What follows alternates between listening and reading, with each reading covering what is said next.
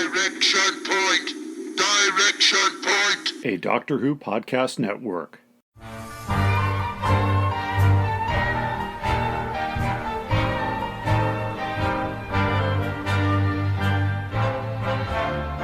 Well, hi everybody. Welcome back to Doctor Who Literature, the podcast taking you through the world of the Doctor Who novelisations put out by Target Books from 1973 onward in publication order.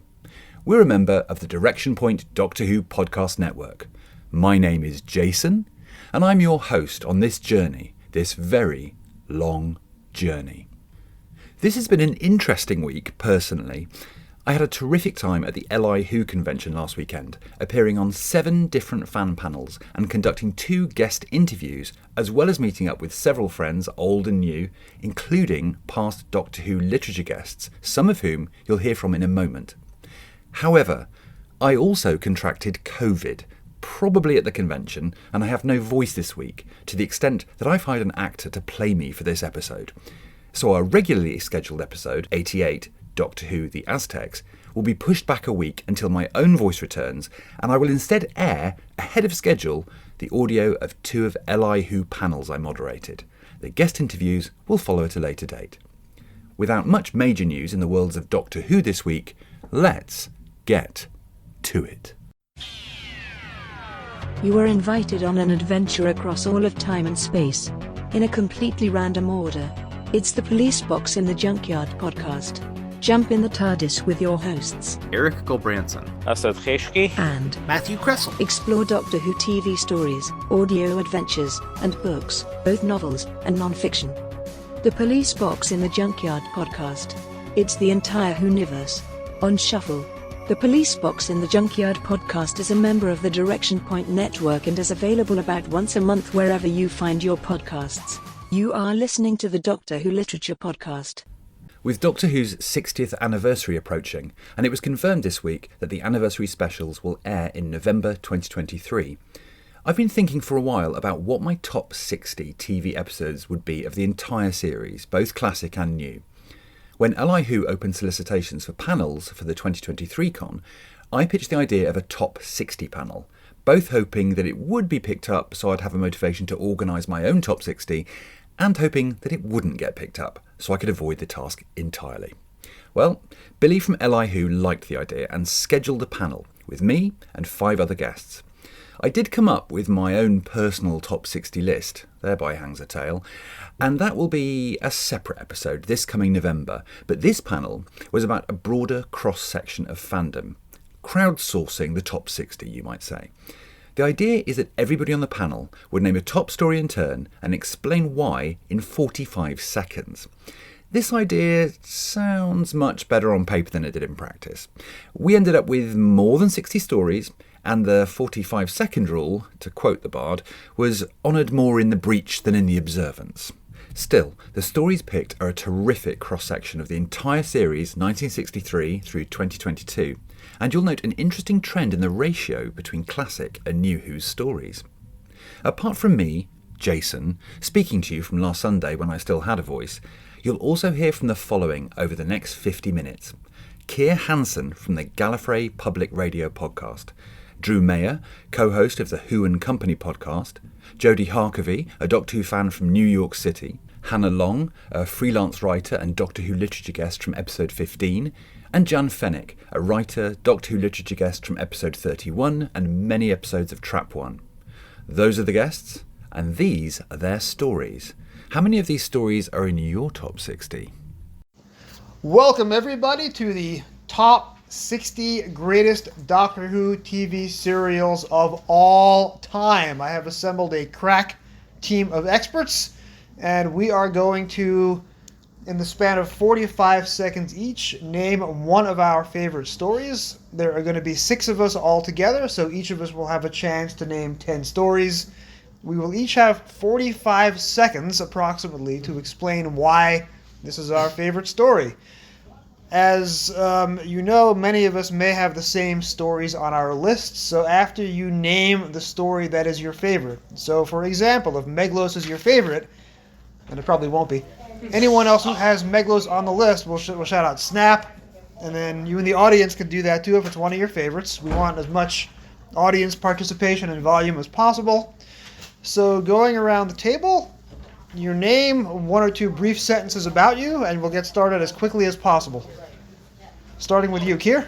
Keir Hansen, host and producer of Gallifrey Public Radio.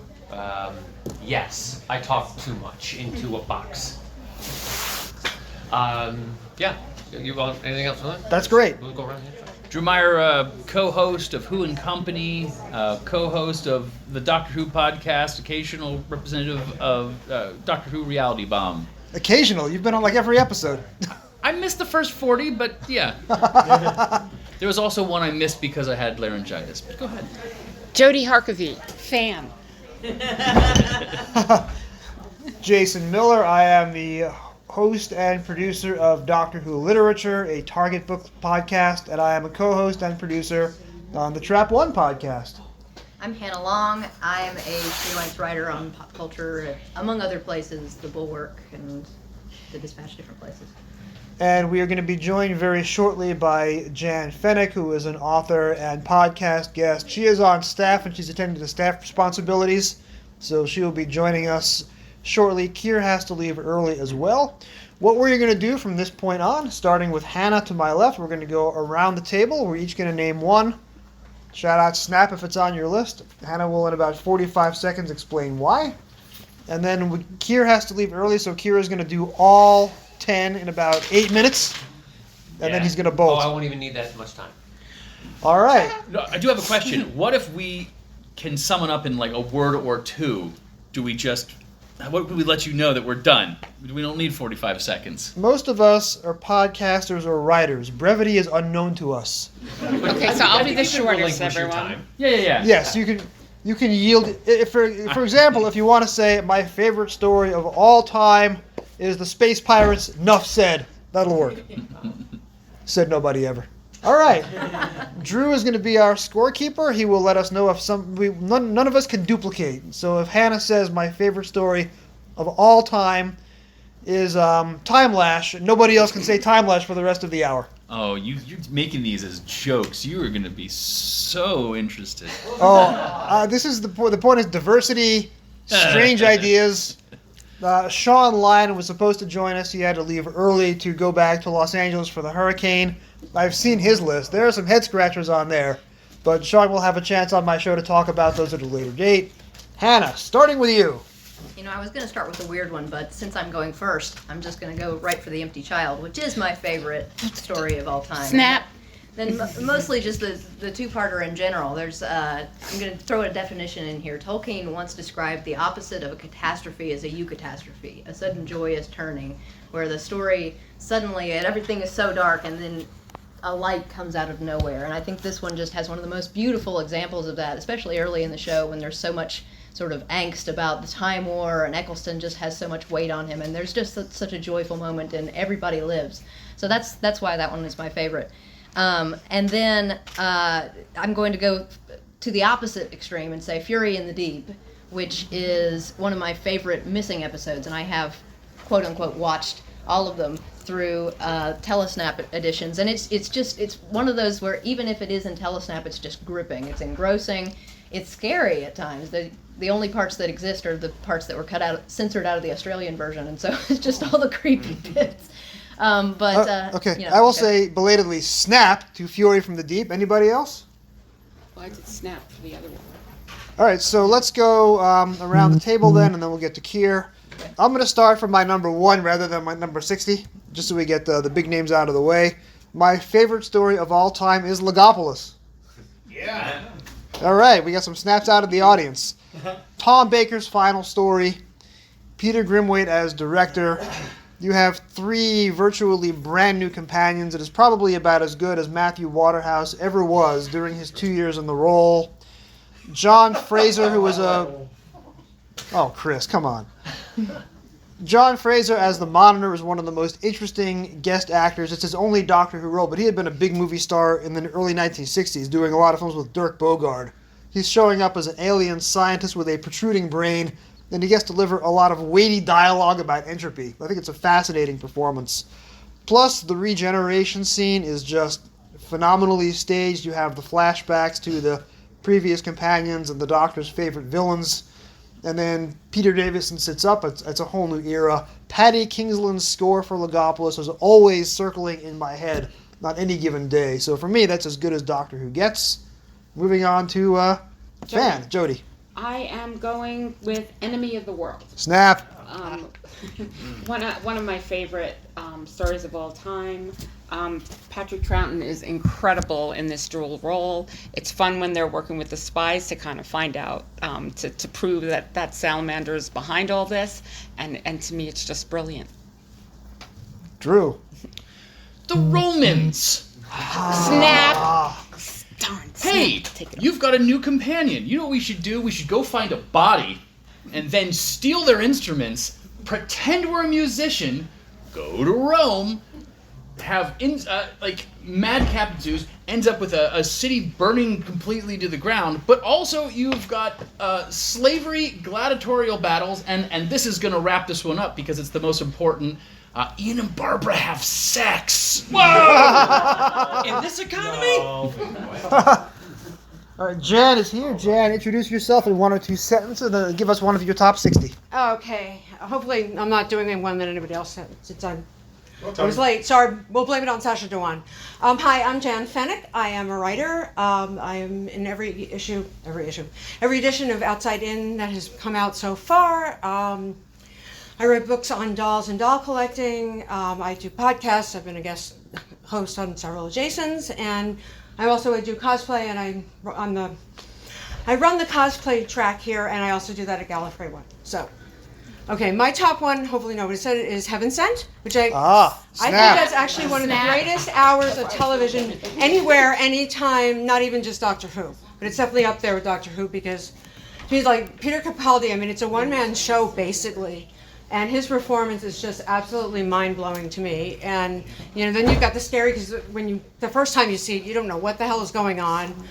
The way it's written, just Moffat did like a brilliant script. Rachel Solali is one of my favorite directors, and I think she just got to the heart of the matter. And I remember before the show aired, she actually had posted something with like some squiggles and saying, "I'm trying to figure out spaghetti," which I guess was her way of saying that she was trying to unravel and make everything work the way it should for the story. So just the fact that the Doctor is, it's basically, a metaphor of grief, a metaphor of trying to get your life together and figuring out what's going on, and just how lost the Doctor is. We never really see that level of grief and internal dialogue for the Doctor, because normally, even when he's sad about somebody going, maybe they'll say something, and it's kind of there, but this is like a full hour of just that exploration, and I just think it's one of those things that, like I said, it's one of the finest pieces of television I've ever seen.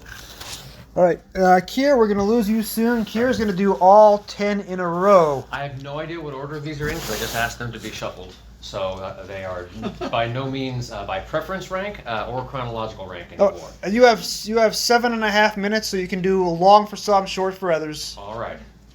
Spyfall Part 1. All right. Snap. Reason being, this is possibly, arguably, one of the best master reveals ever filmed for this program. From script to performance to the integration of the props, as we have learned over the course of this weekend, there was such a commitment by all teams involved to put 110% into the cleverness of this particular execution. It just, you can't walk away from it. Down to the headrest slips on the seat backs of the airliner and things like that. And given an attempted stealthy party crashing, gunfights on speeding vehicles through a vineyard, and then this mindbender twist, it felt to me more Ian Fleming than a lot of the Pertwee era, and that was supposed to be your Bond Doctor. So, excellent execution on that one. What did she give me next? Oh, hey! All right. The year, 1973. Carnival of Monsters. Oh, snap. All right. This is Incredible Journey meets Groundhog Day with a laundry list of sci-fi tropes that Robert Holmes just keeps cramming into it repeatedly. Katie is brilliant. Woo! This is possibly Joe Grant's finest because she just gets to be 500% Katie in Joe on this one to this day. Having Ian Marter as the not Harry Sullivan, it's a nice little tip. I love having that little tip in, and if you ended up seeing a lot of the classics out of sequence, having that kind of stumble with you is something unexpectedly enjoyable about the story. Best costumes ever. I love the costume work in this story. It's absolutely phenomenal. And I know I'm supposed to call them trash shoes, but the dish rags are adorable too. I love the dish rags. All right, where do we go next? Kier's first 2 stories both star guests at LI Who this weekend. Yeah, I used to notice a trend. All right, 1971, Claws of Axos. All right, reason being, and I know this may be a little bit unconventional, but this is one of those instances where I enjoy stories where your expected protagonist and antagonist have to work in tandem reluctantly for the case of that story. This is a Holmes and Moriarty thing or what have you against that common adversary. And all throughout, the efforts are being thwarted from both our titular character and by their frenemy by the stupidity and greed of humans. So hey, how can you go wrong with a story like that? And also, so you've got electropasta beasts, and that's supersized frogs, always going to be a plus in Classic Who, and country bumpkins riding their bikes into freezing creeks. So that's great. That's just a great little character actor on that one, and you just go, "Oh, you love them kind of bumpkins." I absolutely love that portrayal. Phew, robot. Ooh.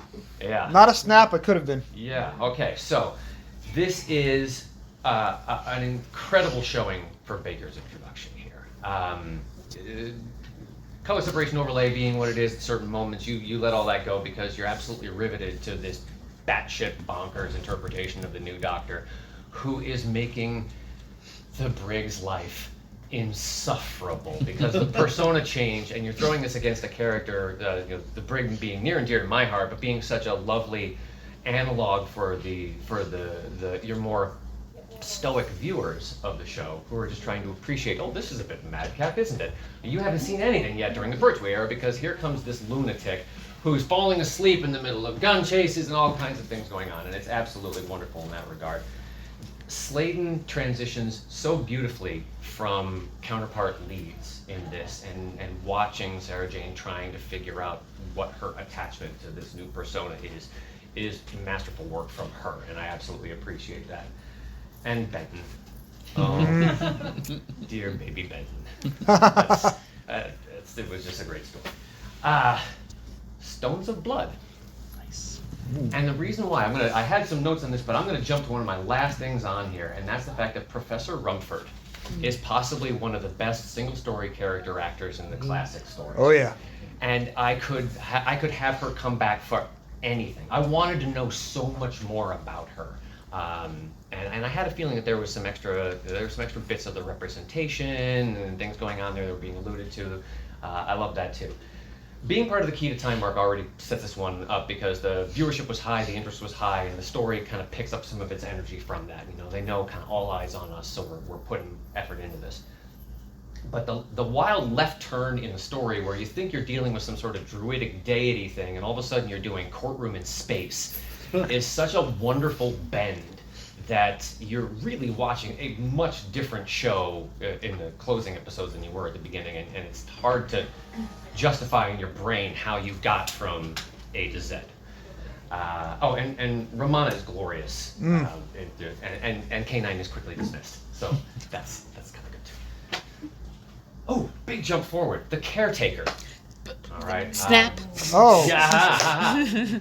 You get a lot more about Coal Hill School and some of its basic operations. There's some nice little fan service moments in there throughout.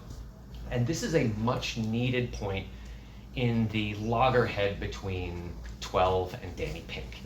And for those of us who lifetime watching it weren't really sure about this Danny Pink character, and we weren't really sure about Clara for a while because some of us weren't totally pleased with the Matt Smith Clara, sort of that dynamic.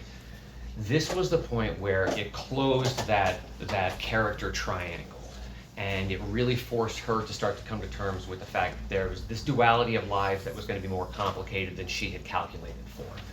So I thought that was a really powerful story, and it's really kind of necessary viewing for the Capaldi era, because it has its light comedic aspects to it, but it is also important to the longer arc in many ways. All right, how are we doing here? Oh, you're gonna notice a lot of Capaldi in here. Sorry, but not sorry. Flatline. Okay, reason being, Could have been. this is a showstopper for Clara in particular, because this is a very Dr. Light story, and it's the beginning of when you start to see Clara's decline into that Doctor emulation that leads to her demise. That this is where she's really starting to tinker with, I could do this. I'm learning enough from this, and I can carry these sort of things. I'm still terrified, but I think I can do this, and she's overstepping her bounds and potentially her abilities. But more so, it is a genuinely terrifying story. It is an interesting adversary concept that is artistically kind of unusual. It's not something we've often seen. It has a nice big showdown scene in a train tunnel, which is great. Got great power from Capaldi in final moments. But the Bigby character, Bigby, was it Bigsy? Briggsy was one of those single characters that you could have very easily said, pick that kid up, put him in the TARDIS, bring him along. I want this kid to be a companion because he's got the chops, he's got the interest, and he's got the intelligence. And we actually did an episode years ago on this about characters we wanted to see more of, or I think we called it "They Deserve More Time," because we're clever. And he was way at the top of the list. So yeah, Flatline for sure. So that's Briggsy. Briggsy was Earthshock. Briggsy, thank you. Yeah, it's Briggsy. I'm gonna keep doing this. Local knowledge. Dark Water. No, nothing? Oh, good, cool. Here's why. This is the second best master reveal Oh, yes. ever televised for this show, behind Spyfall. There are so many clues to Missy's identity and the Cybermen's involvement in this story that going back on second watch is just a whole nother gift, and being able to pick up on all these things. Artistically, it's brilliantly shot. From the tone and the color, it's unparalleled. And who directed? Rachel Talalay. Ooh, you're not going to go wrong there. And it has infinite rewatchability for 1,000 reasons. Okay. World Enough in Time. Oh, Ooh. snap. Yeah. Again, I'm going to jump down to the bottom of the list for why I do this. Jacob in the room? Yeah. Cover Jacob's ears for a second. Bill fucking Potts. I have never cried as much in a story as I did for this character. The pain that radiates through moments that, not only in the direction, but in the editing, lingering on moments that become uncomfortably long, and knowing exactly when to shift away to something that is a total change in pace and activity, and it doesn't give you time to pack that away. It forces you to suddenly compartmentalize, because it's going to come up the next time it happens. Everything that you had shoved in a box 10 minutes ago is now going to join the pain next to it. It is incredible, and is cathartic by the time you get to the close. But even throughout, you've got Sim and Gomez, who have the most uncomfortably beautiful chemistry together that you don't know if you should be enjoying what you're watching, but you're watching. Is unstoppable. Mondesi and Cybermen, and going back to Sockheads, is how you gotta love that just for fun factor. And this is very complicated, but yet kind of plausible sci-fi going on with what's happening at the front of the ship, the back of the ship. It's interesting in a hard science meaty way as well. So that's got to. I'm gonna do it for time. This is your last week, a little bit over, but you can talk quickly. Okay, then I'm gonna wrap it through this. Father's Day. Snap. Yeah. All right. Paul Cornell is now in the pantheon, and welcome, sir. This is it really establishes consequence in time travel for this modern audience, okay, for 2005 forward, because it's the first time we're really dealing with fixed points and immutability of fixed points. The emotional investment for Rose's family, I think we had a conversation yesterday about anytime you can get emotionally invested in a character's family, It adds so much to that character themselves. So if you weren't really sold on Rose yet, and Jackie was a bit daffy, and you weren't really sure what to do, now you've got the dad story as well, literally dying in the street. You care a little bit more about Rose now, and if you don't, you need to do a soul check. And it sets a precedent for a lot of stories to follow in terms of that fixed point and everything that manipulates with that. And the last one I've got, it's so funny that these things end up in this random order, is Black Orchid. Yeah, back to Davison here. So here's the reason why. This is a very, very tight two-parter, and the pacing is extremely strong, and it's an easy plot to understand. There are really no extraneous elements to this that you would have to. We talked about maybe using this as a primer for the Davison era, because it's a quick viewing, and it's also something that you don't have to worry about TARDIS, time travel, or anything of that sort. It's a whodunit in science fiction, rather than trying to stuff science fiction into a whodunit, which doesn't always land at all. Sarah Sutton doing double duty is kind of interesting and fun, gives her a chance to flex a little bit. And you've got the Doctor playing cricket, so who's that? Woo! All right, give it up for Kier. Thank you. All right, for the next round, Hannah gave us twice. I'm going to skip you for this next round, and then we'll go back to the line. Jan, what is your next one? Okay, my next one is going to be The Husbands of River Song. Snap. What, yours? We both have it. Okay, yeah. To me, this is just a tour de farce episode. It's a standalone. It wraps up the entire River Song arc that started way back in Silence and Parts of the Dead. And just Capaldi and Alex Kingston working together.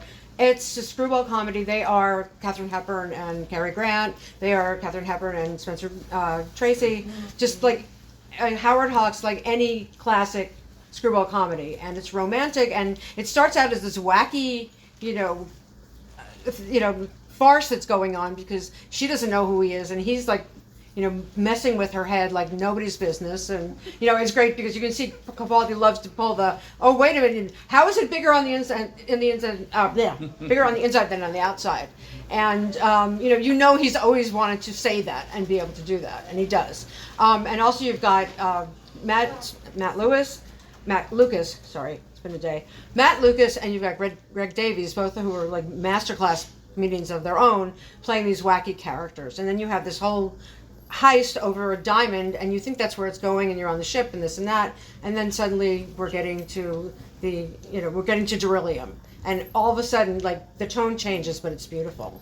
And just that, every time I see this episode I cry, because just the fact that, and again, it's Kingston and it's Capaldi playing together, and it's such romance, such feeling, and they've never worked together before as those characters. And I would love to see, more of that 24 years that they spent there, not just because it's a romance. And I would love to see the two of them working together. And I think, again, it's another one of Moffat's, just amazing scripts. So there you go. All right, we're a little over time. I'm going to do my own top 60 episode on Doctor Who literature for the 60th anniversary. So I'm going to yield my time. I'm going to give the name, 5 or 6 words, and then we'll move on down the line. Everyone else will have their 45 seconds.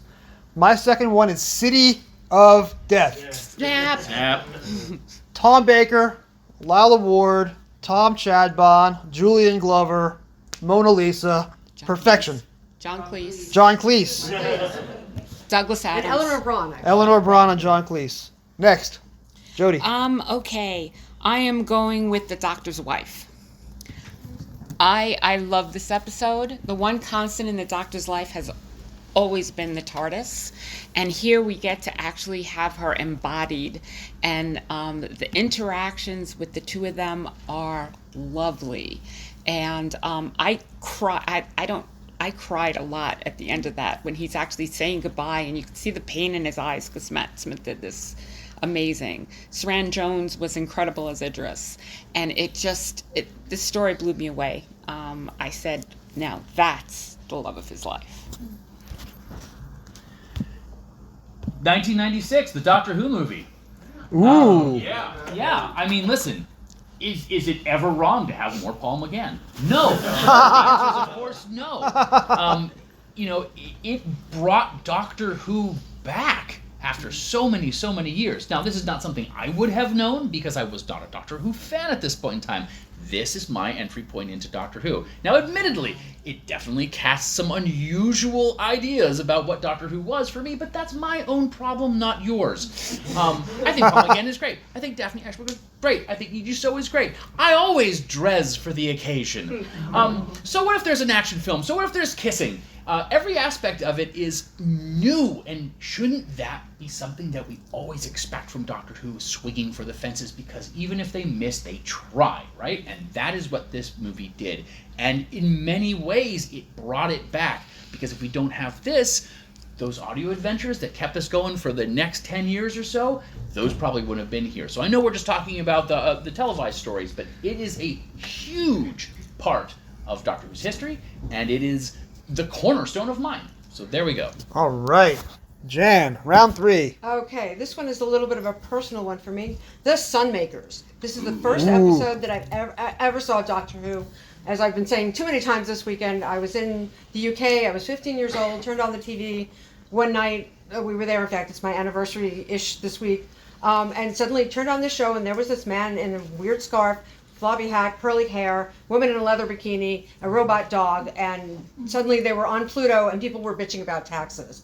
And to me that was like, I don't know what I'm watching, but I need to watch more. And so, and I had, even though I was a science fiction fan, I'd never heard of the show. So just the fact that this show was written because Robert Holmes was upset about his taxes and the way the British tax system worked out. It's just a brilliant satire to me. It's smart, it's funny. You care about the characters. It's weird, you've got, just everybody being bled dry, the death taxes, everybody, and it's something we can all relate to, just in terms of like finances and how, and because it's also, basically, a call to socialism and how, people on the top are getting too much and people on the bottom are getting too much. So it's a very political episode. And even at 15, I kind of got that. So that's one for me. So my favorite classic Who episode of all time is The Mind Robber, which it actually reminds me quite a bit of The Doctor's Wife in a sense. It's about Snap, by the way. Yeah, something Snap here. something outside of the reality of the outside of the universe. It's incredibly meta. It's incredibly ambitious for its time. It's so abstract it shouldn't work. The rules of the world are established bit by bit by bit, and then by the end of it, you're like, oh yes, you can write yourself into the fiction, and then you lose control over yourself, and all of these concepts are being thrown at you in a way that you can grasp because they're being expressed in fairy tale tropes and British literature tropes and all of these sort of archetypal symbols, and it's great character work as well. Patrick Troughton is particularly good here, and I love this is just an all-time great. Way of writing around an actor's absence. The Doctor failing to reassemble Jamie's face because he forgot what he looked like, and maybe the Doctor's face blind. I mean, it's a very, very funny way to bring in another actor and make it a character bit for one episode, and then Fraser Hines comes back. Just incredible stuff. The Five Doctors. Snap. Terrence Dicks's best script. I devoted 2 full episodes of Doctor Who literature to this, episode 81A and episode 81B.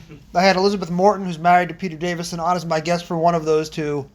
One of my first stories, you get to see all the Doctors, including a clip of William Hartnell. Richard Hurndall is brilliant. K9 is in it.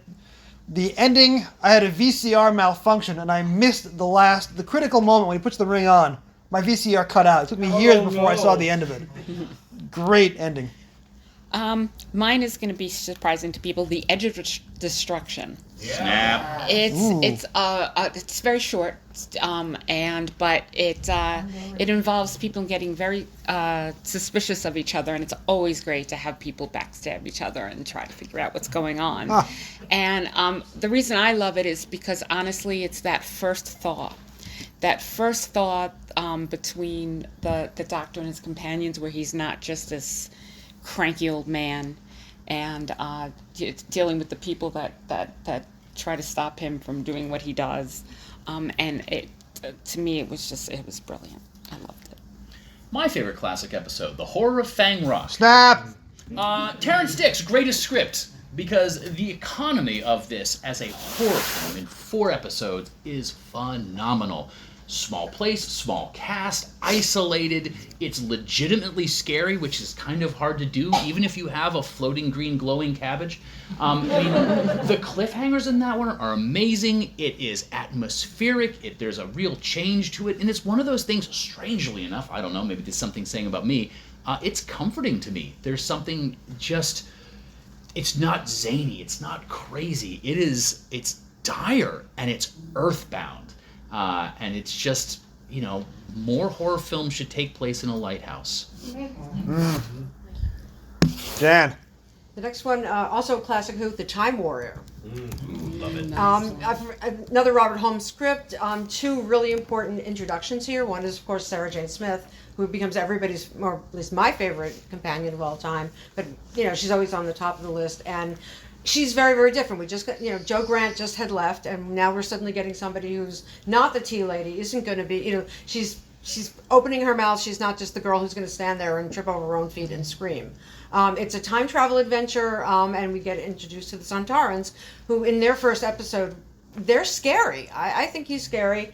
And there's humor too, but it's not like by the time we're getting to the two doctors, in classic season, or Strax. As much as I love the character of Strax, where it's basically wacky Santaran who talks a good game but doesn't actually do stuff. So he's scary, and then just the fact that you're in this medieval setting, and just the reaction of all the different characters, and just seeing how we've got your angry barbarians, and then we've got the people in the castle who are also more together, and the doctor, John Pertwee has a ball in this too. He gets to fence, he gets to really be an action hero. Excellent. Hannah. The War Games, which Snap. is Doctor Who does Paths of Glory. It's such a strange tonal shift for Patrick Troughton's era, which is so clowning, so light most of the time, though you do have these sort of like grim gothic episodes like Web of Fear, but you drop him into this epic. And it really is an epic, maybe a little bit too much, around episode 8. But, it's just, there's so much pathos, so much feeling. You can feel it building towards a real ending. And it feels like the show knows it. It's like this is inventing the concept of a regeneration episode as it goes in a way that it hadn't quite had before. Everything was new the first time around. And so it gives Patrick Troughton, and I'll end with this, a real moment of heroism to go out on too, which just so ennobles this little tramp. And my t-shirt is from the War Games, designed by Jim Sangster on his Redbubble store. No, what a stupid fool you are. My next one, Inferno. Yeah. Snap. Every line of dialogue in part 1 predicts what's going to happen over the rest of the story. Some of the best cliffhangers, episode 4 and episode 6. You will never get better cliffhangers than those two. Sadly, Liz Shaw's final story, but she's terrific in it in a dual role. Very quickly, kinda. Actually, that's one of my favorites of the Peter Davison era. I think that that's Samara, right? Yes. Yes. The when they have this, albeit not very realistic snake, who kind of snake being that takes over the mind of Tegan. And that's another one where they needed to get rid of one of the companions, so they put her to sleep. She's taking a nap. But Tegan is, I think, phenomenal in it. She doesn't get to play the normal whining Tegan that you see at many times, and so I think that it really delved into her acting, and I liked it a lot. I think the themes that it hits, it's a lot of religious and themes, and I think it's a very, very underappreciated Peter Davison episode. The Face of Evil. The idea that the Doctor has adventures that we haven't seen yet is not new to the series. It happens every once in a while, but it's done so very well. Talk about this cliffhanger where there's a giant mountain that is just Baker's face. Nuts. Leela's first episode, and what an amazing companion. I mean, I should have had more. Possibly my favorite. I think it's interesting to look at how a society flourishes or fails. I think the drama is fun. I think the twist with the computer and the madness that exists in it is great. Also, it is based off of one of my favorite movies of all time, which is Zardoz, and I have nothing else to say. All right, for the next round, we're going down to 30 seconds a person. I got to keep time a little more strictly. Jan. School reunion. Snap. As I said, Sarah Jane, favorite companion. She finally comes back. David Tennant as 10th Doctor, still sort of finding his feet, but it finally deals with the Doctor and consequences of just leaving his companions by the side of the road. And so it's very moving, it's very emotional, because Sarah gets to have a really big speech, and we get to find out what happens when the Doctor leaves a companion. Tony Head chews scenery, and that makes it all worthwhile. And then also Mickey gets to do things, and I think he's great too.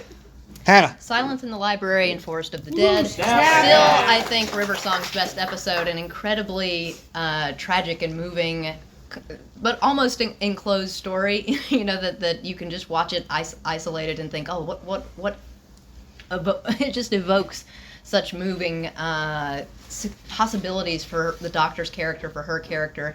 Has a great arc for the Doctor, has a great arc for Donna as well, has a great villain. Just a great episode pair all around. The Seeds of Doom. All right, no snaps. Tom Baker and Elizabeth Sladen have their best chemistry. Tony Beckley is one of the best villains ever. The 2-part Antarctica prologue is taken from Thing from Another World, but it works perfectly. The musical score is great. Douglas Camfield's genius direction. It was his last time on the show. I'm surprised no one else has it, but I'm glad it's here. Midnight. Snap. One of the best bottle episodes I have ever seen. And what really is kind of creepy is that you never really kind of find out what that entity is. And you see the woman slowly get taken over, and the Doctor trying to work at it, and then it starts to take him over, and he starts to lose his voice, which is, his words, which is his weapon. And so this Doctor is going to lose until the host, who we never get to hear her name, saves the day. So it's just, I think it was okay, and that's why I liked it. Vampires of Venice. Snap. Doctor Who is best when it is unpredictable, and this is bonkers to extreme. Yes, you've got a myth, but yes, the myth is explained by space aliens. There's a lot of comedy, there's a lot of humor, there's a lot of relationship going on. It has one of the best cold opens with Matt Smith jumping out of a cake. Honestly, do you need any more? And it has my favorite moment in all of Doctor Who, where he is surrounded by the women and he goes, "This is Christmas," because that, in the face of peril, is the Doctor. Jan. Okay, the next one is Day of the Doctor. Yahoo! Snap! All right, let's do so Moffat brings back 10. Moffat, and he gets to interact with 11. We get to see the Zygons again. We get to see Unit. We get to meet John Hurt as the War Doctor, which I know is controversial, but I love him. Doctor and 11 and Clara's relationship is suddenly very different, very positive. There's weird timey-wimey stuff. There is Queen Elizabeth. We've got, time travel, comedy, drama, and he also brings back Gallifrey. Enlightenment. Snap. It feels like the Fifth Doctor, his writing maybe didn't always live up to his talents, and this is one of the great ones where it really does. And the set design is incredible. The whole concept of these steampunk ships in space is just fantastic. The villains are creepy. Pretty much all the characters get something to do. I love how it finishes up the Turlough arc, even though I have mixed feelings about the white and the black, the blah blah blah. Anyway. But it's a great piece of TV. The Ambassadors of Death. Snap. Cold, open cliffhangers. Plus James Bond to a max. Okay, let's go with Ghostlight. You are deep into the story of Sylvester's Doctor and Ace, and how he's manipulating her and everything, and it takes her back to the place that she felt very guilty about burning down a place, because she felt the presence of this evil entity, and he at the end she feels good about what she's done, and I like that. Blink! I think it's the single greatest episode of television of all time. Now, it might not be the best Doctor Who episode, but it delves into time travel in a way that has made almost everything else, with maybe the exception of Day of the Doctor, pale in comparison. Being able to rewrite stories in that way, it's horrific, it's funny, it's touching, it's great. Terror of the Zygons. Now that's an episode having mentioned them before, Zygons, that episode scared the crap out of me when I was a kid, scares the crap out of me now. The Zygons are excellent monsters. They have a good motivation. The fact that they're in Scotland and they're using the Loch Ness Monster for their food source is just insane. Baker's great. There's a lot of just intrigue. The ship is scary and gross, and it also brings us not only to the Day of the Doctor, but also Zygon Inversion and Zygon Invasion. So it took them 30 odd years to come back, but they came back and they were great. Spearhead from Space, which I think is the best first episode of a Doctor's Run ever, which I know may be controversial, but it just does so many things and so many of them well. And it's throwing a lot at you. It's establishing the new Doctor. It's establishing a new setting, this new concept that we can't travel through time and space. It's a new color Doctor. I mean, there's so many things that it's throwing at you, and it does so beautifully with a great deal of wit and charm. Pyramids of Mars. Yeah. Two of the greatest guest performances on the show, Michael Sheard as the doomed Lawrence Scarman and Gabriel Wolfe as the voice of Sutekh. They later brought him back for essentially the same role in the new series. Every line of dialogue is worth putting on a t-shirt. Turn left. Snap. Donna's an amazing companion, but she never knew her worth, and this episode showed it. This episode showed that she was able to bring such a different outcome for the Doctor and be there when he needed her, and that was incredible. Christmas Carol. Did I say that Blink was the best use of time travel? You take a classic story, you take just prime Moffat, and it's a touching... it's just great. Also, Sky Shark. Done. Dalek. Snap. Yeah, I mean, we're in the new series. We're in episode 6 of the brand new series. Nobody knows what a Dalek is. We hear about a Metaltron, and it's also one of Chris Eccleston's best performances ever. Rod Shearman's script is great. We get to mock Americans, and we see the Doctor dealing with PTSD, and nobody else knows what the fuck he's upset about, and we do, and the audience does, and it's great. Human Nature and Family of Blood, one of the great David Tennant performances in the show. Very touching love story, great historical setting, a very touching use of World War I memory, and all of the just cultural elements that really go into that make it a very special episode, I think. The Ark in Space. Snap. Alien, 4 years before Alien, makes bubble wrap scary. Sorry. Let's do the Damons. Snap. Can't go wrong with the Master. It's just I like it because you got to see a lot of unit, and it just was a very enjoyable episode. Dinosaurs on a spaceship. Snap. Yes. Done. Oh, we're doing more than 10? No, we were 8 each, so. Oh, okay. 2 more from you. All right, 2 more from me. Well, one at a time. Okay, hold on. Let me do this real quick. Let me find something. Well, Zygon Invasion, Zygon Inversion. Yeah. I'm going to count them all as one story. Oh, of course, yes. One story. We bring the Zygons back, and instead of just making them creepy, scary monsters, they're suddenly, this wonderful metaphor for immigration and assimilation and how people deal with, people moving in and on a global scale. And again, this, if nothing else, that war speech by Capaldi sells it all. The speech, that was just definitely I'm going to throw this out there somewhat unexpectedly maybe. Robot of Sherwood splits people, but I find it really funny. It's a great way for Capaldi to really do something light and funny early in his run when he was often quite grim. And it has a wonderful ending speech where he realizes the folly of thinking that that stories and myths, and I think the subtext there is religion, is the opiate of the people. Why would one tell people hopeful stories if you wanted to oppress them? That's ridiculous. So anyway, nice little anti-Marx way of thinking about that, which I like. An Unearthly Child. Snap. It's the very first story. The first 25 minutes, the introduction to the Doctor and the TARDIS and Susan. There is not a wasted moment. There is not a bad word in that entire 25 minutes. Ian and Barbara instantly become the greatest companions of all time. I'm also going to give a shout out to the 3-episode Caveman historical at the back end. This is actually pretty sharply written. I know it doesn't get a great reputation, but it's an underrated historical. This is the first time that Doctor Who goes political, with the Doctor picking sides between human cavemen and Neanderthals. 1963, and Doctor Who is already going woke. Remembrance of the Daleks. Ace hits the Dalek with a Snap. bat.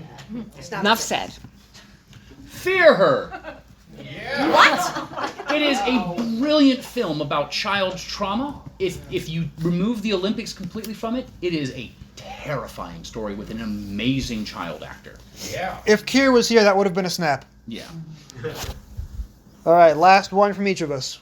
Okay. We can take about a minute each now. Yep. Let me just go find what's on. Oh, 11th Hour. One of the snap. greatest, if not the greatest, introduction of a Doctor ever, all time in the entire history of Doctor Who. Matt Smith comes in, falling from the end of Time Part 2, crashes on Earth. We suddenly were brought into this whole situation with Amy Pond, and again, use of time travel that only the way that Moffat can.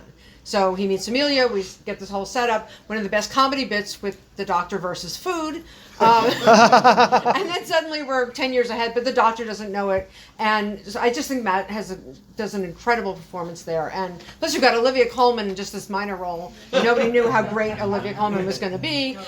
You've got, the first time that really the 8th Doctor was brought in and proven as part of the Pantheon, hands down, of that whole, the whole video montage, and also the first use of I Am the Doctor, which is, to me, the greatest Doctor theme ever. Rose, which is just a lovely introduction to the new series, doing so much again. Just Billie Piper gives such a performance in that. She just gets you on board with what she is doing with this new type of companion. She convinces you that she's going to be great. She convinces you that she's not just going to be the pop star that got the gig. She's instead going to be this immature teenager who has a real arc. All right, and this is my number 10. I've gotten to read my top 10 uninterrupted. Nobody's claimed a story before me.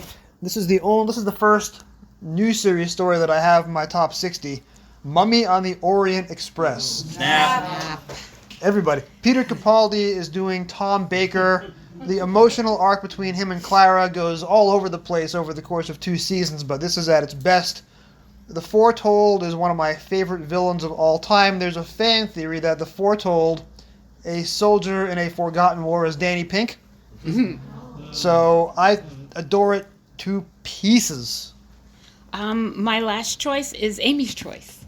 I love those stories where you have to pick which is the right situation, what isn't, but what I really loved is the Dream Lord. I thought it was a wonderful way of conveying who that being was, and at the end you see that Amy's choice would have been Rory. That's 60.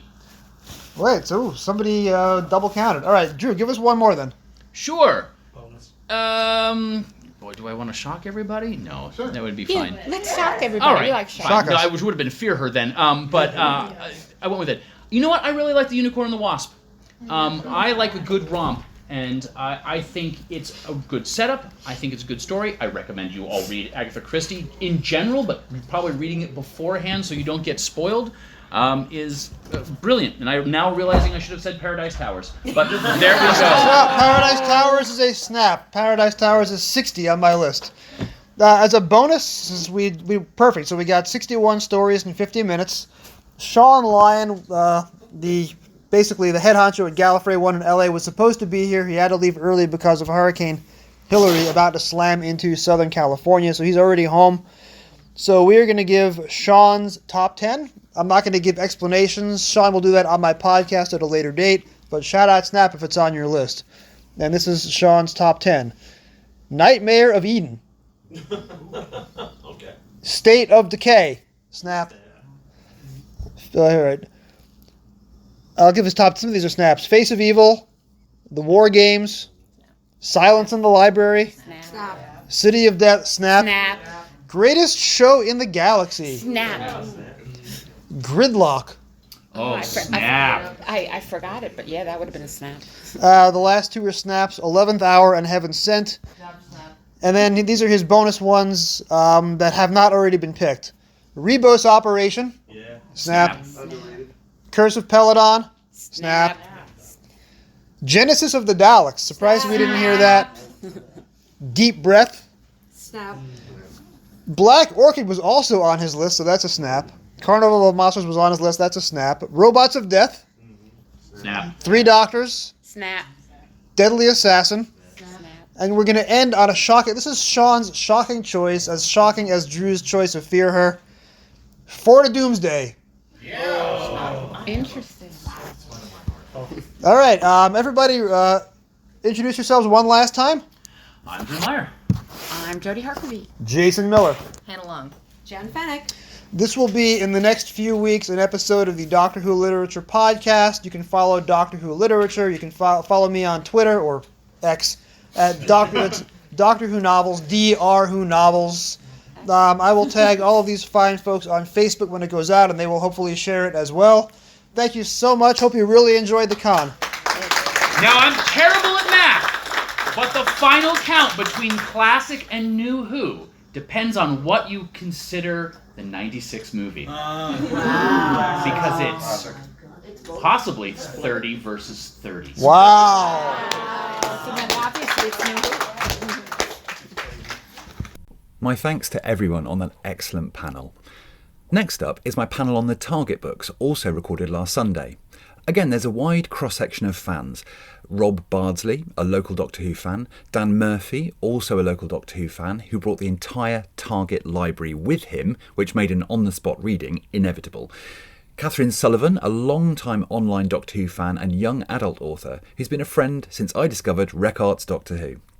Between us, we've written 0 Target novelisations ourselves, but fortunately, we were joined by John Peel, author of 5 Targets, and previously a guest on Doctor Who Literature, episode 30. Let's hear what we have to say. Well, hi everybody. Welcome to the Target's Old and New Book Club panel. My name is Jason Miller. I am also the host of the Doctor Who Literature podcast. We have a great panel today, starting down at the end. Oh, hi, I'm John Peel. I actually wrote some of these, so I have a bit of personal knowledge. Hi, I'm Rob Bardsley. I actually read some of these books, so I do have some knowledge. Hi, I'm Dan. I'm just a fan, but have been a fan since the 1980s when these were very prolific in the corner bookstore. I have here the complete set. And I'm Kathryn Sullivan, and in the early days, I was using the Target novelizations as reference material to write fantasy and stories. And now you are a multiple published author, I Yes. believe. And also including in reference books such as Children of Time, The Companions of Doctor Who. So, Daniel, you brought all your Targets. Yes, I live within driving distance, so weight was not an option, an obstacle. So yes, and they are in order by doctors, so not release order, because the Target books were never published in any particular orders. Whatever was current / available to any particular author, mostly Terrence Dicks. See, I decided to bring visual aids, so I brought the next 3 novelizations that I'm working on for my podcast. I go in publication order, and it jumps all over the calendar, from Warriors of the Deep to the Aztecs to Inferno. So 3 books, 3 doctors, 3 decades. I thought that would be a fun visual aid. I didn't realize I was going to be sitting in front of the whole Megillah. Including David J. Howe's excellent Target reference book, which I use frequently. And John was a guest on episode 30 of my show talking about the Dalek invasion of Earth. John, you and I, on that show, we went through 60 years of fandom in 60 minutes. You, I believe, bought the very, very first Target book when it first came out? Yes, what happened was the first 3 Doctor Who books were written in the 60s, published then, and then they went out of print for a decade. I bought the very first one, the Doctor Who in an Exciting Adventure with the Daleks, and basically wore it out because I just absolutely love that book. David's writing inspired me and everything. So when I realized that, hey, they've taken the 3 novels and reprinted them, wonderful. And I immediately bought them and and replaced my original copies. And to my surprise, a little later, 2 more came out. Now, this is way back before fandom, way back before the internet or anything. We had no idea they were going to come out. They just turned up like a miracle in the bookstores. So, oh boy, we were in for a treat. And from then on, every time I went in the bookstore, you know, first place I go to is the Doctor Who section. Is there anything new? And it was amazing time, because you had no idea what was going to come next. I mean, no clue whatsoever. It's just whatever turned up. No. So, you know, it was a potluck thing, and absolutely, you know, wonderful waiting to see what's coming, because there were never repeats or anything. So this was all we had, and boy, was it a great treat. I mean, those early ones, especially from Terence and Malcolm Hulk, just lovely writing and superb. They got a little skimpy later, but...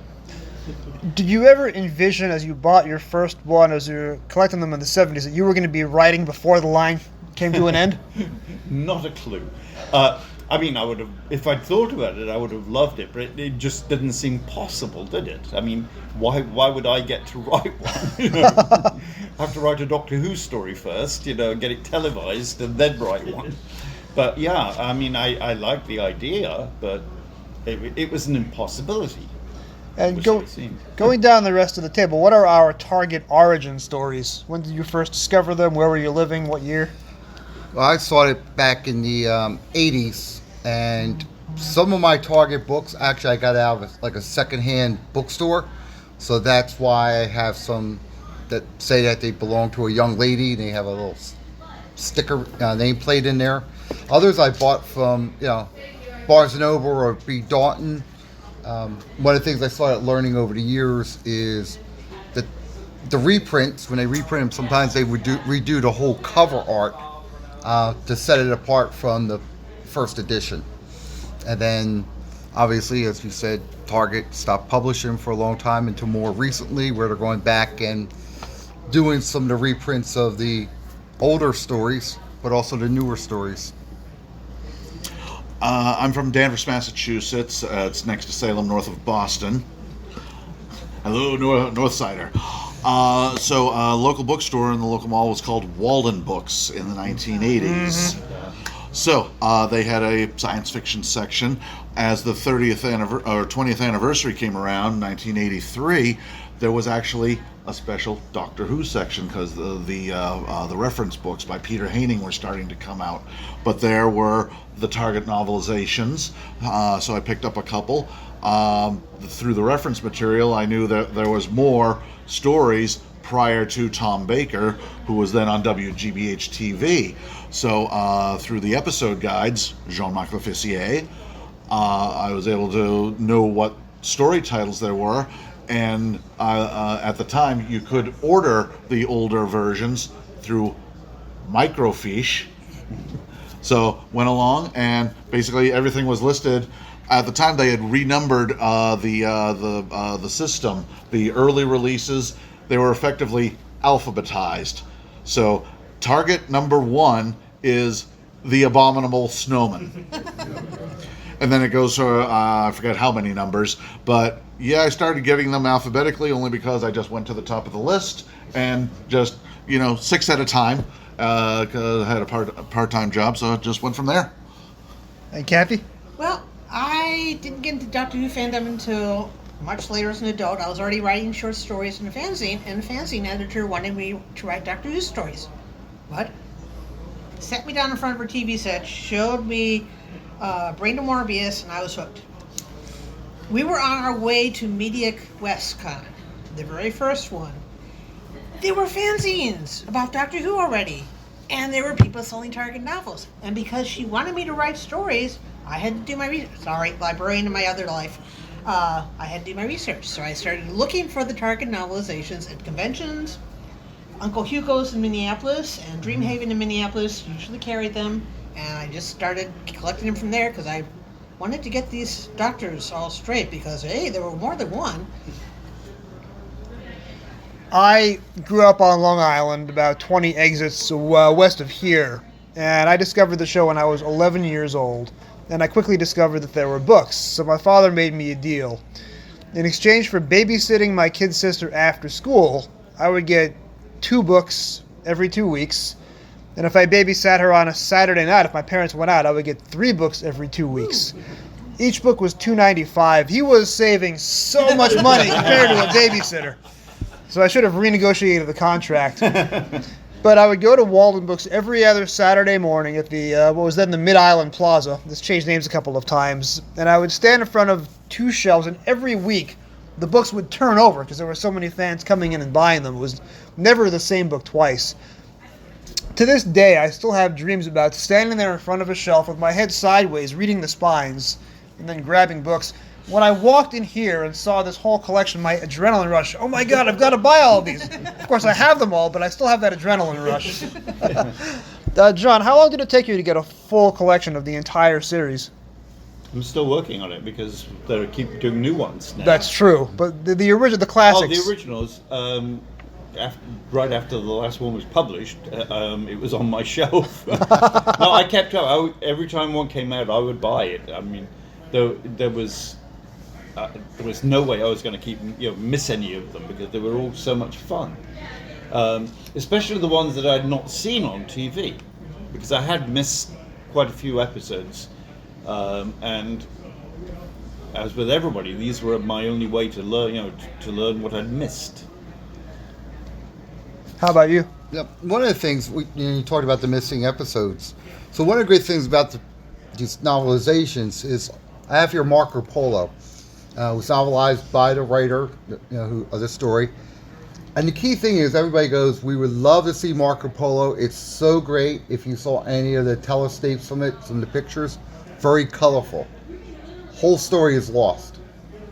This is pretty much the only way that you can read the whole story, visualize it in your head. And the great thing about the range is, especially for the missing episodes, like John did the Dalek Master Plan. Again, large parts of that totally missing. But now you can read it and you can capture it. And if you're familiar with the Doctors, you mentally have their pictures.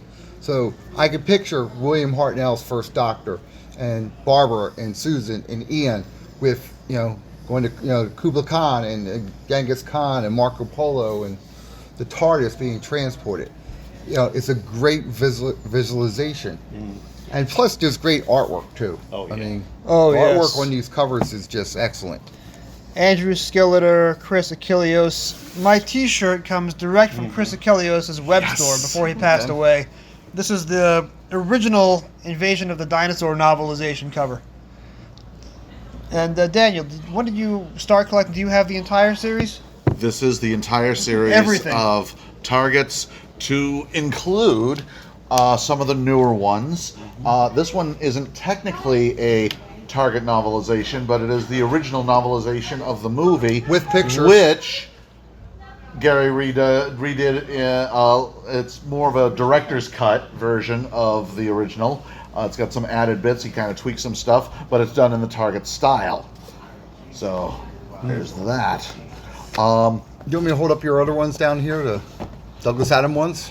Yes, those were this is the original script by Douglas Adams of The Pirate Planet. James Goss did do a Target style, kind of abridged, more akin to what was broadcast version. Should be in this box here. Okay. That's the only novelization of Shada right now. I'm not sure if they're doing a Target version of that, but we at least have a novelization of the unbroadcast story. Now, there's 2 stories in the Key to Time series, Androids of Tara and I believe Stones of Blood, both written by David Fisher. The original novelizations were done by Terrence Dix, but David Fisher, the original author for the Target reprints, went back and did it based on his original stuff. So there's now 2 different novelizations of the same story. And the newer Target novelizations done in the style, one of the latest ones, The Witchfinders, but they, I don't know if they're going to novelize everything in the new series, but they've been picking and choosing as they go along. Barnes & Noble kind of failed me on a shipment. They said no more in stock on the latest version, so there should be properly 3 more here, but no such luck. And I want to give a shout out before we get to the end of the table. BBC Audio, Michael Stevens is the executive producer, have been doing lush novelization audiobooks for the last 15 or 20 years, narrated by the original cast in many instances, including actors who have since passed away. But Michael Stevens commissioned the new David Fisher novelizations of Androids of Tara and Stones of Blood. So those were originally done as audiobooks and have just come out as novelizations. When Stephen Gallagher, writing as John Lydecker, originally submitted his manuscript for Warrior's Gate in the early 80s, he adapted his original scripts and not the broadcast scripts. He turned in a book that was vastly different to what was televised, and John Nathan Turner said, no, you can't do that. So we had to rewrite it. But the BBC audiobooks released the original Stephen Gallagher novelization, narrated by John Culshaw, who does all the voices, and that has just come out as one of last month's brand new targets. So what's great about the new targets is we're getting these different looks, alternate looks at the original Target books.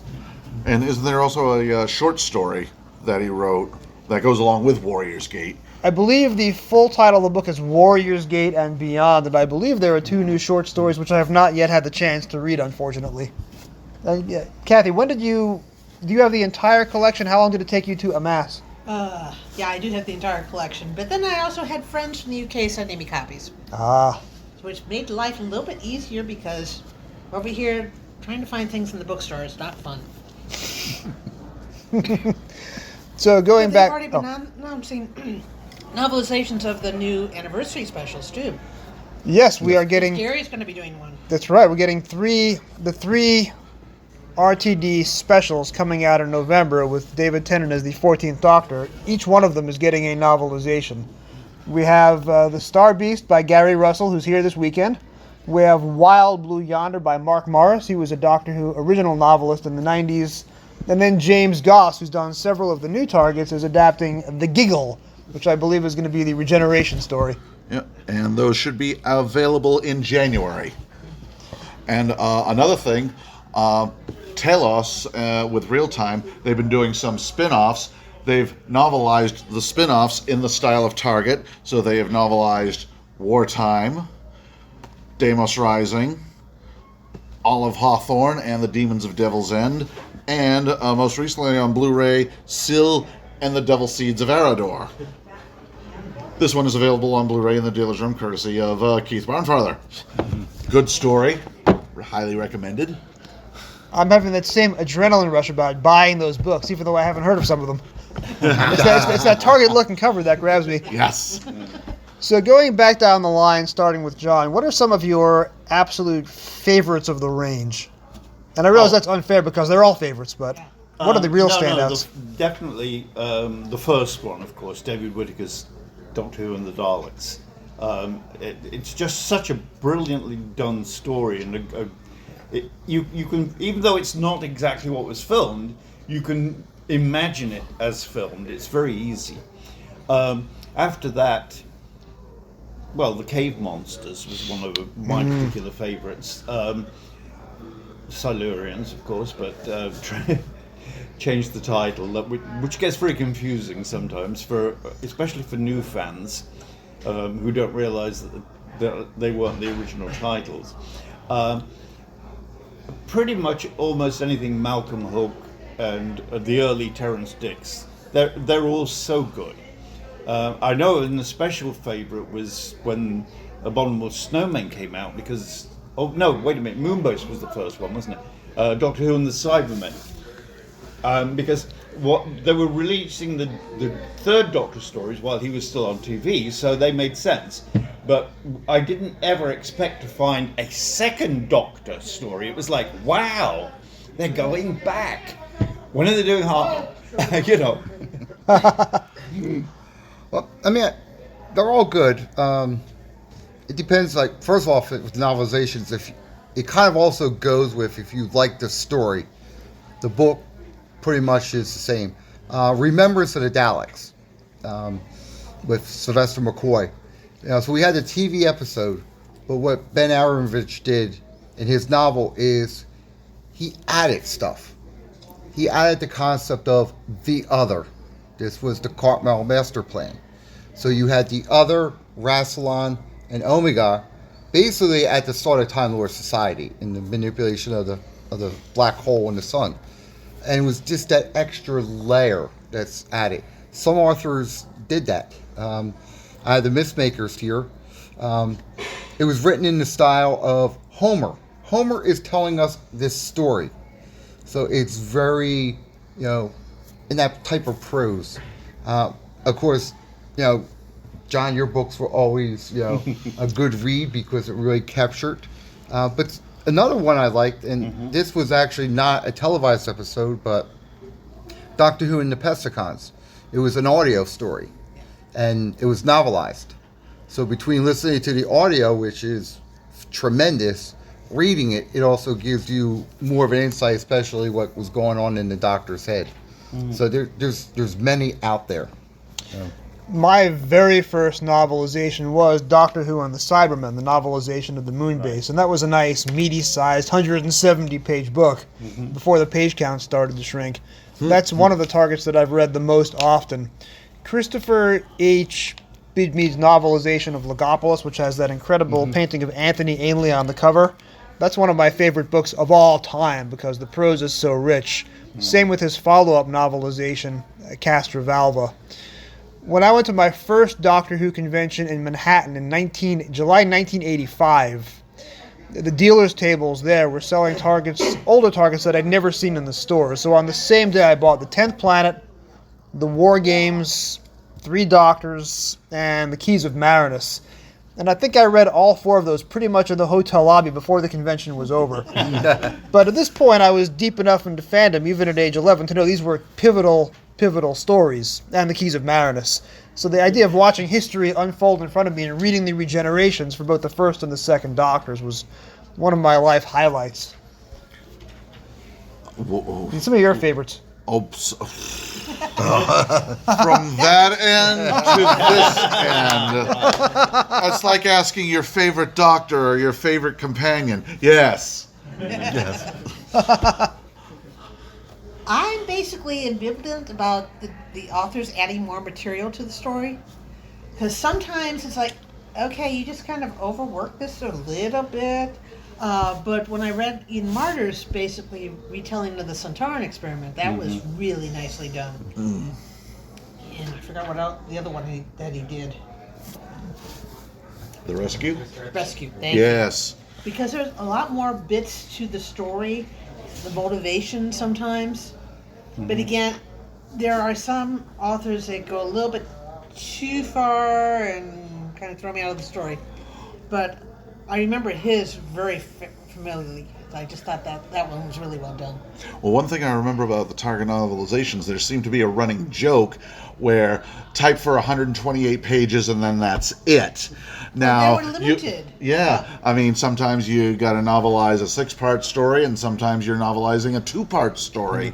So 6-parters, you got stuff cut out. The Rescue, and or any other 2-parter. It gets beefed out and fleshed out a whole lot more. It's like reading a director's cut, which is kind of cool sometimes. Well, Dan, I think we actually have John here who has a story about that whole limit thing. And yes. I was showing him I pulled up Wikipedia for some just technical stuff, and I showed him the line that John Peel wrote the Dalek Master Plan 12-parter, and because of the limits, it had to be cut into 2 novels.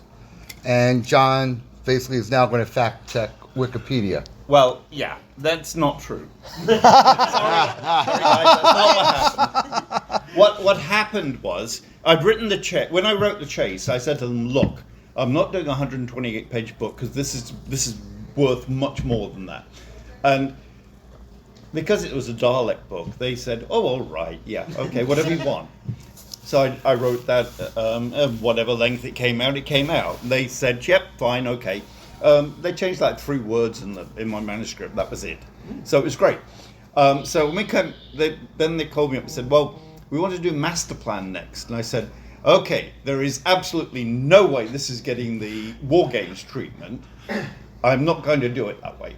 I said, we either have to do it as one really big book or two shorter books. And the editor said, well, all right, yeah, no problem. In fact, that would probably help us. So I said, yeah, okay. So she said, which would you like? The one big or two short? And I said, two short. So she said, oh, actually that works well because we had a gap of a month on the schedule, so we could do them, back to back, and everything. So that's why it became two books. So anyway, I called Terry Nation up, and I said to Terry, okay, we're doing the Dalek Master Planners, and I told him it could have either been one book or two books. So he said, well, John, why did you pick two books and not the longer one? And I said, well, two books, two advances. And Terry just collapsed laughing. He's laughing so much. And then he says, John, you finally become a real writer. So that was why it's two books. Well, we now fact-checked Wikipedia. There we go. We can always go back and rewrite the entry now. Right. If somebody wants to edit from their phones. Well, one of the things that I really enjoyed as I grew up and I learned more about the behind-the-scenes stuff of the show, I learned that a lot of the Target books had taken liberties with the original TV stories to give us more novelistic approaches. True story, when I first bought the David Whittaker Daleks novelization, the first three, it's told from Ian's point of view, and the first 3 or 4 chapters retell the origin story because they didn't have the rights to Unearthly Child. So there's a different introduction to the Doctor and Susan. There's a whole different meeting. I thought I had bought the wrong book, so I returned it. And it wasn't until much later that, oh, okay, that's what happened. So now that's the only Target that I've had to buy twice. Not so proud of that one. Marco Polo, for example. Robert was holding up Marco Polo earlier. I loved Marco Polo. Look at me, I'm reading a book from the 60s, and I'm reading a historical. It doesn't exist anymore. When you finally buy Marco Polo on audio CD, the soundtrack of the original TV episodes, John Lucarotti changes the ending around significantly. So after the episode 4 cliffhanger, nothing in the book happened on television. So that was a fun discovery. Just going down the line again, starting with John, what are some of your favorite or most unique embellishments or alterations from the original series to the Target novelization? Well, in my case, with The Chase, I had watched it when it was first on, so I had a long history with it, and there's some bits in the TV version that made me kind of cringe, and I was thinking, how am I going to tell Terry that I want to change his book? So I get the script from Terry, and I'm reading them, and I'm going, wait a minute. The bit that I didn't like isn't here, and I'm going, all the bits that I didn't like aren't in his script. Oh. And then I realized I hadn't got the shooting script. I'd got Terry's original draft scripts that were changed because they would have been so expensive to make. It would have bankrupted the BBC. And I realized this, and I'm like, I have a terrific opportunity here. You can, because The Chase still exists, people can watch the TV version of it if they want to. But here is what Terry wanted it to be before it was changed. So I have an opportunity to show everybody Terry's original vision. And that was wonderful for me because he was just so imaginative and so much more detailed than the TV version. So that was a huge change for me. But I felt it was totally justified from a historical point of view. And there's no budget cuts when you're writing a book, so you're not worried about fitting your sets into a little Lime Grove Studio D, and you're not worried about cheap props and costumes. I know, he did neither. I mean, there's one bit where Ian and Vicky struggle away the sand, and they realize they're on the top of this huge dome, and they look down, and hundreds of feet below they see a whole city below them. And I'm sure when the BBC saw producers saw that, they went, bloody hell, how are we going to afford that shot? How are we going to do it?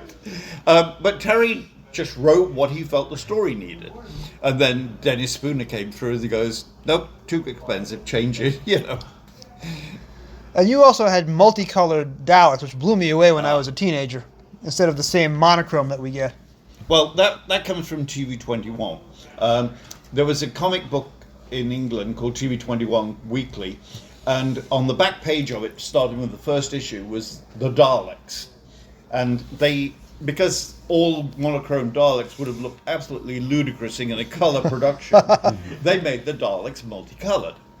And I thought, this is so cool, you know, this, because they're black and white, who knows what they were, you know. And when it came to writing it, it was like, okay, now I can take the TV21 version and make it canon, sort of, which I thought worked fabulously well.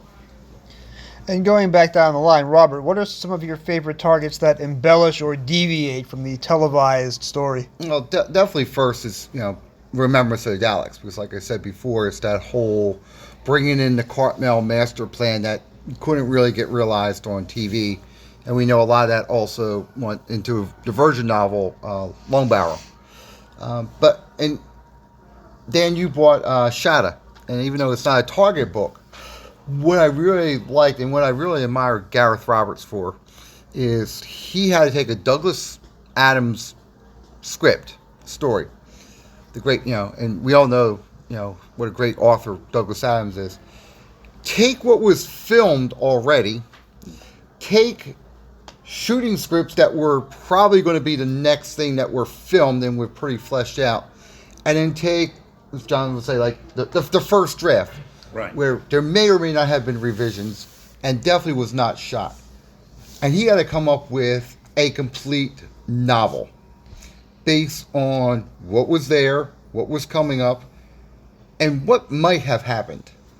And I think he really did a good job. And, you know, he obviously probably took some liberties on what Douglas Adams maybe had originally intended. But if he didn't, I don't think the story would have been quite as well done. And I could tell you, when it came out, I'd have people ask me, what are you reading? I'm like, oh, this Douglas Adams story called Shatta. And they're like, oh, I never heard of that. Well, if you watch Doctor Who, you would know that Douglas Adams was a script editor. And this is one of his now novelized stories. We have a question. Well, so I guess kind of more of a comment, but like one of my favorite embellishments is like, it's stuff that just like, you look at it and it's like objectively false. In like the Doomsday Weapon, it says that the Master and the Doctor were the only two Time Lords that left Gallifrey. It's like, no they weren't. But, and then it makes you think, and there's another one, I think it's in the Three Doctors, it says that the Master was the only Time Lord the Doctor fought before he fought Omega. And it was like, okay, well then does that just mean the War Chief and the Monk, does that just make them all the same person? And it's like weird things like that just like change completely how you think about it. I would say Terrence Dix might not have known who the War Chief was, but he invented the War Chief. So that was an unforced error. Dan, your favorite embellishments from the targets? Oh my. As I said before, probably anything that any of the two-part stories that got novelized, since they were greatly expanded. That's what immediately comes to mind, really, because you just get a whole lot more to squeeze into a finite space of the 128 pages. I'm going to go back. Ian Martyr. Yep. Fontaine Experiment. And the unfavored embellishments. Okay, in Rose, Russell T. Davies basically added a whole subplot revenge of, was it Clint's wife? Going after the Doctor because... Oh, Clyde, right? Clive Finch's wife, Carolyn, and her plans for revenge. Like, did we need that? And the poor Chinese tourists who were basically being killed or threatened, and like, what did you need that whole thing about? Huh. So there's some embellishments in the newer novelizations, like, you got a little carried away there. Well, thanks to Daniel having brought the whole library, I'm going to read you out my favorite embellishment right now.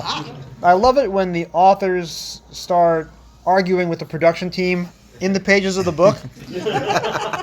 Terrence Dix submits what became State of Decay for season 15. BBC is doing a high-profile adaptation of Dracula, They say, don't do this just yet. We don't want to take the thunder away from our Louis Jourdan story. State of Decay is shelved. Christopher H. Bidmead becomes script editor 3 years later. The cupboard is bare. He takes the story. He has Terrence update it. He rewrites it to make it a little more technical. Terrence did not appreciate the additions that Christopher H. Bidmead made to his story. So as Terrence is novelizing the broadcast script, he decides to editorialize Christopher H. Bidmead's change. Page 29. This is the novelization of State of Decay, book 58. Book 58. The doctor surveyed the extraordinary scene with delighted interest. Well, quite a technokathica you've got here. Doctor, whispered Romana. What's a technokathica? Well, I think it means a museum of technology. On the other hand, I might have made it up. Christopher H. Bidmead added that word. You can imagine Terrence sitting his typewriter. That's not a word. And just saying so in the book. So, John, this is a loaded question because you already wrote 5 or 6 yourself. What is a TV story that you love so much that you wish you had written the novelization yourself? Not counting the ones that, of course, you already did. I would have loved to do Dalek Invasion of Earth, because I think that was the one story that really, really impressed me as a kid. I mean, it was just a tremendous story. I mean, the Daleks here on Earth. I mean, technically it's supposed to be in the future, but you know damn well it means now. Because, I mean, it was so clear it was meant to be the present day. And, I mean, that is scary. Having seen the Daleks in action before that, to see that. And I remember as a kid, that one really, really... It didn't frighten me. I was just excited by the whole thing. So that would have been kind of nice. And possibly Marco Polo, because I love that story. That one was just so brilliant. And I was going around saying it was brilliant when all my contemporaries were saying, no, it's a piece of crap, you know. It was too long. I was like, no, it wasn't too long. I was arguing the merits of it. And of course, we won't get anywhere until, or if anybody actually turns it up. But I thought it was just amazing. It was the first show that made me realize that some civilizations on our own planet, some of our own world, is more alien than anything else. And that was a realization that came to me watching this, because I was thinking, this is just so out of my experience. So I would have loved to have done that. Robert, any book you wish you had written yourself? Ooh, that's a good question.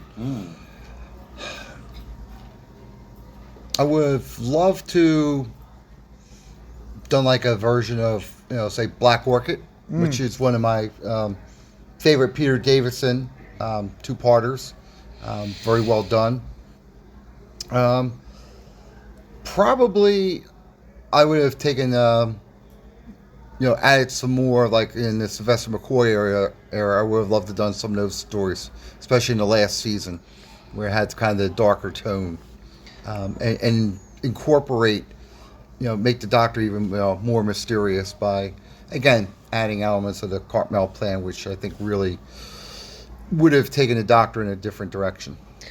Some of the Sylvester McCoy novelizations are just straight up word-for-word adaptations of TV. So Time and the Ronnie, Happiness Patrol, just straight up, no embellishments. But about half the McCoy books are double the length of some of the older targets, and they really go into a lot more detail, especially Battlefield, Curse of Fenric, Ghostlight, add a lot of context. And those were TV productions that were kind of rushed and missing a lot of scenes. The books are able to restore all that, so it's a whole new ballgame. So going back down the line, Daniel, a target book that you wish you had written yourself. I'm not a writer. A book that would inspire, a TV story that would inspire you to become a writer, so you could write the novelization yourself. I have no idea. I'm sorry. I'm rubbish at that one. I am so not a writer. Fair enough. I'm a reader. I'm a reader. I'm a viewer. And I basically wrote fanzine stories with spin off, but doing somebody else's work, it's like, pass. I will say, when I was 11, 12, and I had just become a fan of the show, I immediately created my own original character, the Doctor, with the serial numbers rubbed off and the word TARDIS slightly rearranged, and I basically wrote the 5 Doctors from memory with my quote-unquote original character. I wish I could find the notebook that I wrote that, and it was awful, but it's just basically the 5 Doctors as filtered through my imagination. If there was a TV story that I would want to start over and write the book, when I finally got the audio for Dalek's Master Plan, obviously not to take away from John's books, which I've read over and over again, and I try and read them over 13 nights, stopping at the cliffhangers, so I get the sense of reliving the original 3-month-long serial. I had the idea for a short story written from Sarah Kingdom's point of view in episodes 11 and 12, which of course ends with her aging to death.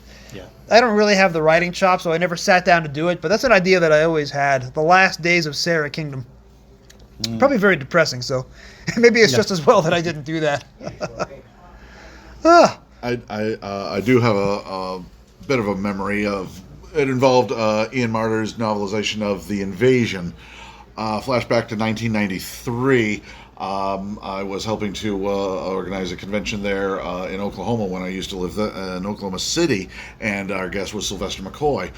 In the video room, we had an overall theme, the cyber invasion of Oklahoma. So we're showing all the Cybermen stories, and a friend of mine, Eric Hoffman, he was able to provide a copy of the existing episodes of The Invasion. So I had this idea, well, I've got, we want to do a full showing, so I had this idea, why don't I transcribe episodes 1 and 4 into a script and make copies of for everybody in the audience, so everybody could have a part. And it went over pretty good. Sylvester wanted to play the part of Jamie. So it was kind of fun. Not really writing per se, but it was an interesting experiment, and people kind of liked it. And I mean, we're talking 1993, before DVDs. I'm not even sure if The Invasion was even released on VHS yet by that point in time, but it was kind of fun. Yeah. We've mentioned several of the great Target books and Target authors so far. Going back down the table, starting with John, what is perhaps a Target book or a Target author that you believe is underrated, that doesn't get enough praise or credit? John Lucarotti. I've always liked his writing on almost anything he's did. I've seen a lot more shows recently that he's written in other series and everything, and I think he's a very underrated writer. His Marco Polo is very well done. His Aztecs is really good, and he really, I think he's for some reason he's a neglected great. I think he's far better than most people give him credit for. His prose style is quite good too. I just read the Aztecs last week because the episode is coming out on my show next week, episode 88. Yeah. So a lot of his turns of phrase I still have in my head. Very descriptive writer. That's a really good example. You can really picture what he's writing. I mean, he's got that ability to put it in front of your eyes from the page. And even though he did black and white stories, he's writing the books in full color, so you get a much better sense of what he wanted the studios to look like, if there was money and color cameras and not crammed inside of Lime Grove D, which is about the size of this room. Yeah. Robert, underrated Target book or Target writer? I would say Ian Marter. A lot of people forget that our good old friend Harry Sullivan, did, as you said, did some really great novelizations, like Ark in Space is another one. Actually, I think. Harry Sullivan. Yeah, this is like more the original cover, and then when they did the reprint, they would do the blue. You can see how they did it. But yeah, and it's just mentioned. So when you're the writer, you can kind of do your own adventure. So Ian did Harry Sullivan's War, and that's something Target did. They did a few side novelizations. Earthlink Dilemma. Earthlink Dilemma. Yep. Yep. And mindless classic story that everyone's sure to read and hear about. Yeah. And then K9 and Company. Yeah, we forget that. And then they also did some other like Doctor Who quiz books, and so there was also kind of like a different spin-offs, as we would call it. The quiz book of magic. Yeah, but definitely Ian Marter. So going back down the table, favorite or underrated Target authors or Target books that we might not have talked about so far this afternoon? You already talked about the ones I want to see. I'll give a shout out to two writers then. Nigel Robinson, who was the editor of the line and was really instrumental in getting these old 1960s and 70s stories adapted for the first time, also wrote the Doctor Who quiz book, which I wrote in my copy all the answers, and of course half of them are wrong. But this was a lot of fun to play when I was 11 years old. When Nigel Robinson adapted these stories, he would take some of the least popular ones, and he would make changes or embellishments. So when he did The Underwater Menace, he gave it a new ending with a lot more impact, for example. That's one of the liberties he was able to take. Philip Hinchcliffe, who was Doctor Who's showrunner for 3 years in the mid-70s, he did novelizations of Seeds of Doom and Mask of Mandragora. It got to a point in the late 70s where the only Target authors left were Terrance Dicks and Ian Marter. And you don't want to rely on just two authors for your entire full year's output. So the editors at the time started reaching out to other writers to expand the line. So they brought Philip Hinchcliffe back to adapt The Keys of Marinus by Terry Nation, which he had no involvement in the production because it wasn't one of his stories. So I had Philip on my podcast earlier. We talked about his first two books. That got him curious, so he read his book of Keys of Marinus for the first time in 40 years, having previously thought it was a terrible job and he had no fond memories of it. He was very impressed with his own novelization of Keys of Marinus because he had no recollection of the story. He said, well, this is a really good book. Yeah. So he came on my show a third time and talked about it. It's a really fun episode, him rediscovering Keys of Marinus for the first time in 40 years. So he no longer disowns it. He did a good job. He did. Yes. Another one, he also is taking these black and white kinescopes and put them in full color. So it's a very descriptive book. Got about 5 minutes left on the clock. Anybody have any questions or comments or memories? Starting with Daniel. I have a question for Mr. John Peel. So, 1993 rolls around. The last few Target novelizations had yet to be done yet. But the style changed slightly for the final three, two of which you wrote. Could you kind of explain that? Because it was done more, by that time, the New Adventures were in publication by Virgin. And even though Power and Evil are listed under Target novelizations, they weren't really Target. Well, they were when I started. But the publishing scheme changed midway. They were always written for Peter Darrell Evans. Peter and I were working on them all the time. But the nice thing about it was that Peter actually came out and said, "Look, forget the restrictions. Just write the book you want." And that was lovely. Peter and I got along so well. In fact, I met him again for the first time in 40 years, just a couple of months back. And still as nice as ever. But yeah, what happened was, when I was doing those, then the writers of the other ones, the final McCoys, went, "Oh well, if he can get away with it, we can get away with it," and they wrote what they wanted. And it really made the books change from very quick reads to a more insightful read, I think. I'm not saying mine were more insightful, but I mean the range became more interesting from that point. I have a question for John about the Power of the Daleks book, because I had no knowledge of the TV serial at all when the novelization comes out in the early 90s. I had not yet seen the reconstructions or heard the audio. It took me a while to realize you added a character to the novelization who was nowhere to be seen on television, the Colony Doctor.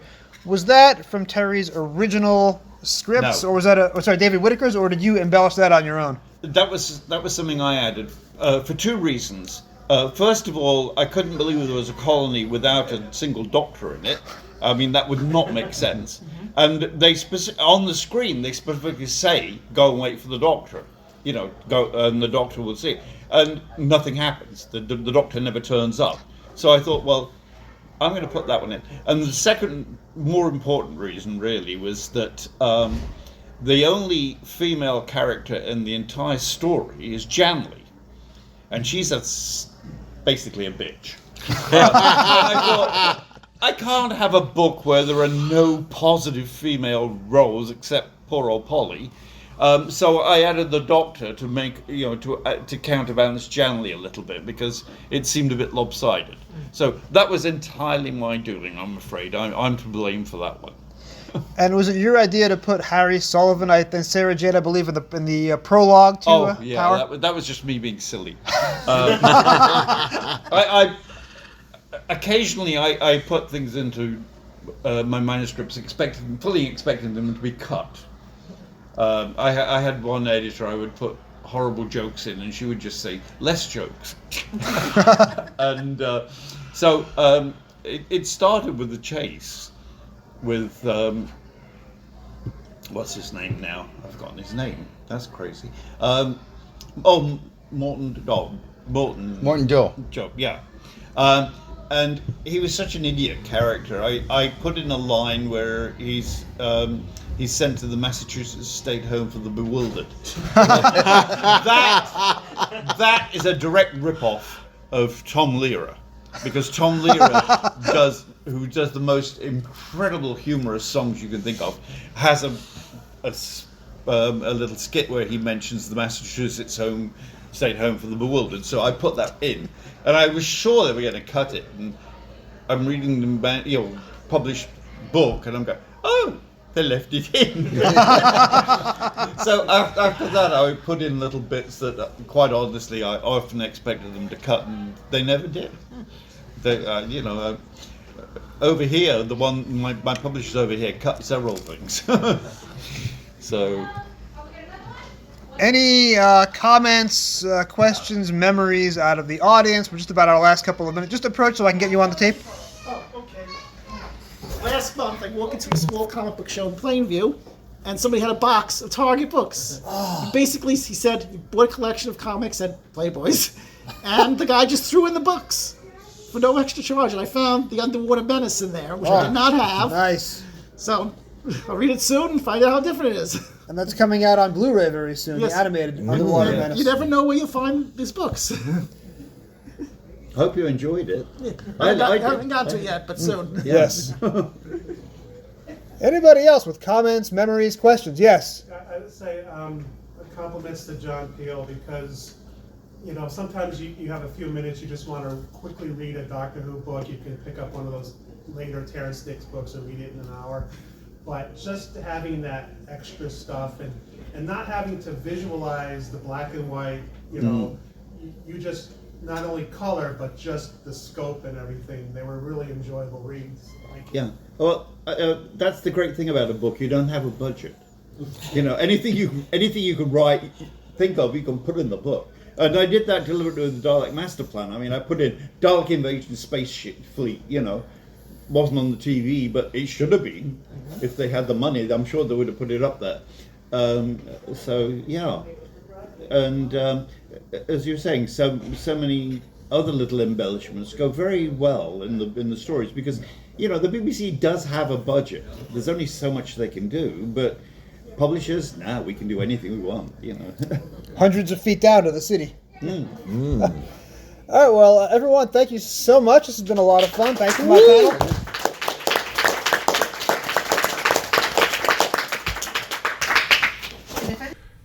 Next time on Doctor Who Literature, we will hopefully resume our regular schedule, assuming my voice returns, with episode 88, Doctor Who, The Aztecs. Thank you for joining me on another episode of the Doctor Who Literature Podcast. This podcast is produced by David Barsky, Jim Sangster, and yours truly. This week's episode was written and edited by me. Our logo was designed by Jim Sangster. The role of Jason Miller was played by Conrad Westmaas. Special thanks to all the fans, authors, and podcasters who chatted with me at LI Who. This podcast can be found on most of your podcast apps of choice. You can find all past episodes at Spotify at Doctor Who Lit. It really helps if you rate 5 stars and subscribe. You can find me on Twitter at Doctor Who Novels, that's Dr Who Novels, on Mastodon at Dr Who Novels at mastodon.social, and on email at doctorwholiterature, that's drwholiterature@gmail.com. Please drop me a line with your comments, questions and suggestions. Thank you for listening, and whatever you do, keep turning the pages. Hang on a minute. Where are my lines? Oh, I haven't got any. I'm canon, for God's sake. Honestly, Americans.